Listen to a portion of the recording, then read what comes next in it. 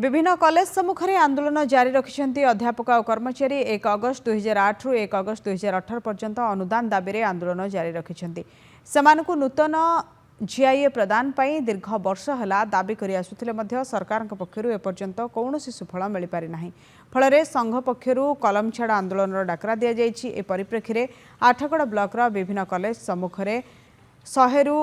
अधिक कर्मचारी अध्यापक अध्यापिका माने कलम छाड़ आंदोलन में सामिल होती जहाद्वारा छात्र छात्री मानकर शिक्षार बहु असुविधा होता कहते छात्र छात्री माने।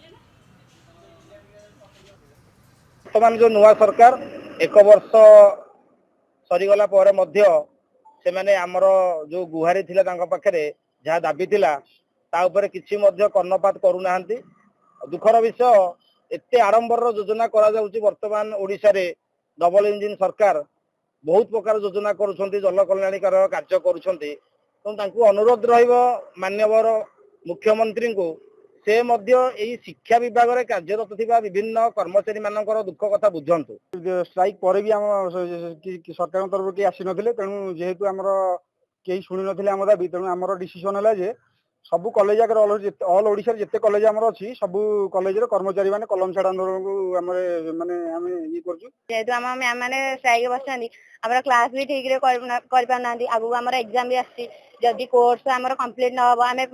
एग्जाम रे केमिति भलो करिवु केमिति कोन करिवु